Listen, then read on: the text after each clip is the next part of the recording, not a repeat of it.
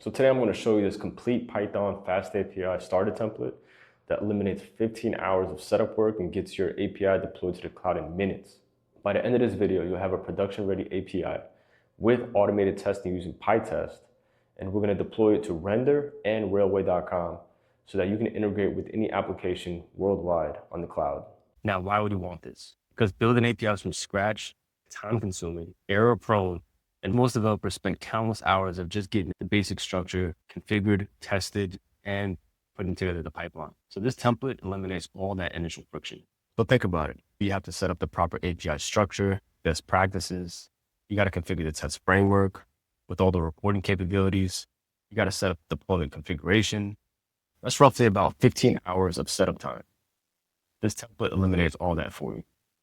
So whether you're building a personal project or working for a client, this template gives you a professional foundation to build upon. So let's jump in and get you set up. So all you need to do to get started is basically go to this link that's in the description. You'll land on this page where you just set the price to 0, or you can buy me a cup of coffee. That would be awesome. Thank you. Just click I want this, and it'll send you to this page where you'll get the template here. So all you need to do is go to my GitHub and then clone this to your machine. So now go to your terminal, and I'm using a Mac, and just go to any empty folder and just type in git clone, and then you'll clone the repo. From there, we're going to use Cursor. I suggest that you start using either Cursor or Windsurf. So let's open up Cursor. When you get to Cursor, just open up that project, go to the place where you saved it. So once you open this project, you can go directly to the README file, and you're going to want to follow these instructions. So far, we cloned the repository, and now what we're going to do is create a virtual environment. I'm using UV Package Manager, which I highly recommend that you use as well. If you don't have UV installed on your machine, I suggest that you install it. All right, so once you open up the project, you want to open up the terminal, and you're going to want to go to the README file and just follow these instructions. So just run UVVNV. This will create a new virtual environment. Run this command, source activate, and then after that, run this command, which is pip install requirements. This will install all the requirements in this file right here. Now we're going to run our server. Just run this command here. Now the server is started. Now you have your APIs running locally on your machine. So you just navigate to this URL. The root directory returns this JSON object. If you go to health, this will return healthy. The API is running successfully. And the other endpoint will be the hello world endpoint. So it'll be inside API v1 hello. So if you go inside this directory API v1 inside endpoints, and then you got the hello world endpoint. This will return this JSON object. All right, so we just got your first API working locally. That's step 1 complete. You have a foundation now where you can build any API you want, whether it's for a web app, a Telegram bot, even an API-based AI agent that can have access to tools, databases, even memory from previous sessions. But here's what 90% of developers forget: testing. The more complex your code gets, the more things break in production. That's why I've included PyTest in this template. PyTest is a safety net. It automatically checks if your code is working before you deploy it to real users. There's no embarrassing crashes when customers are trying to access your API. I've already set up everything for you: the test commands, the configuration, even the alert reporting framework that gives you beautiful visual reports showing exactly what's passing and what's failing. So let me show you how this works, and let's get it running for you. So in order to start using PyTest, we need to deploy the application. We'll navigate to the app. Once you navigate to the app, I just want to show you something before we do PyTest. You have a Swagger on this page. Swagger allows you to test your APIs within the user interface. So for example, we have this Git endpoint. We can click try it out, hit execute, and you'll get back the response where you'll see the request URL, you can see the payload, and the response body. Why is this helpful? It just saves time instead of running curl commands in the terminal. Now to use PyTest, we'll open up a new terminal. In the project, you'll see we have a test directory, inside test directory, we have some helpful documentation for you. If you don't have Allure installed on your machine, you need to do that first. Follow the Allure README markdown file to install Allure on your Windows machine or your Mac machine, depending on what machine you're using. After that, take a look at the PyTest README file. Has all the instructions for you to understand how to run these tests. Now, I've given you the flexibility to run tests using a shell script, or you can run it pure PyTest command. But first, I'm going to show you how to run the shell script. Copy this command, and then go to the terminal and just paste it in here. This will run all your tests for you, and it will generate a report for you. So when the report opens, you'll see the total amount of tests that passed or failed. And the suite is the place where you can see what happened within your test. So inside tests, you can go inside your smoke test.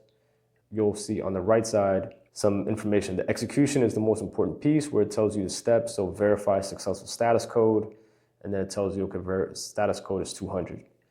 And then the next assertion is parse JSON response and verify the response, and that passed as well. Now, these are just some basic tests to get you started. Now, I also added some AI-based tests. We live in an AI agent world now. So now we're going to start building AI agents, and we need to test them. So we can do this by using PyTest. Now, I have for you a OpenAI image generation test and an OpenAI integration test. Now, before you run this, what you're going to need is a file. In the .env file is where you're going to need to specify your OpenAI API key, which we're going to have to get from your OpenAI account. So I'm going to go into the OpenAI image generation test. Right now, I set it to disabled using the PyTest mark skip, and the reason it's disabled. So we'll comment that out. And then what this does is it calls the OpenAI image generation SDK function, and you specify your prompt. And let's say I want to run, I'm a big Mortal Kombat fan, pixel art style of Smoke. If you guys know who Smoke is, shout out to you. All right, let's cancel this, and then let's run all the tests again. And now it's running the OpenAI image generation test. It takes some time to generate the image, so let's just wait for it. All right, so all the tests passed. The report is going to open. We'll go into test suites inside test.ai tests. We'll open up the OpenAI image generation test, and then we'll see here all the steps, the attached generated pixel, and this is the pixel image generation. All right, so hopefully you got this working. The next step is what we're going to talk about is deploying this to the cloud. We're going to deploy it to Railway and render.com so that you can have any API available on the internet anywhere in the world. And you can integrate these APIs within your workflow. Before we deploy it to render.com, in the project I provided you a README document for a pre-deployment checklist. First, you want to make sure all your tests have passed and everything's working locally. Second, you're going to have to create the render.com account. You have to sign up. Once you sign up, make sure you have a GitHub account because it's easy to integrate render.com with GitHub. Once you get set up, you want to click Deploy Web Service. When you have GitHub integrated, go to Git Provider, and you'll see that the repository that you created will be right here. So select this one. You're going to have to set the language to Python.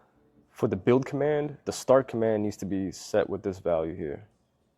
When you first sign up, it's free. But if you want to add more projects, it's going to be $7 a month. When you get to instance, just click the free version. And then after that, just click Deploy Web Service. You'll get to this page where you'll see the build logs and see your project start building.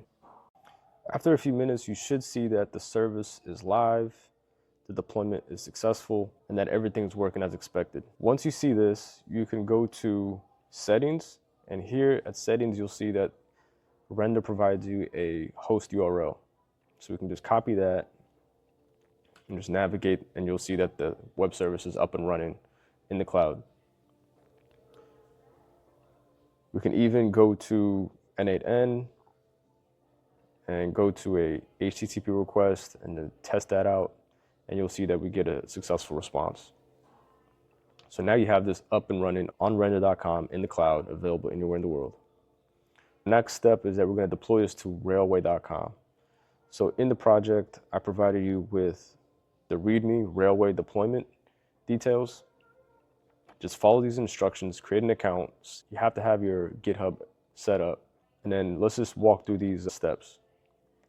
So once you get here and get set up, create a new project, deploy from GitHub, and then just click the repository where you have it saved.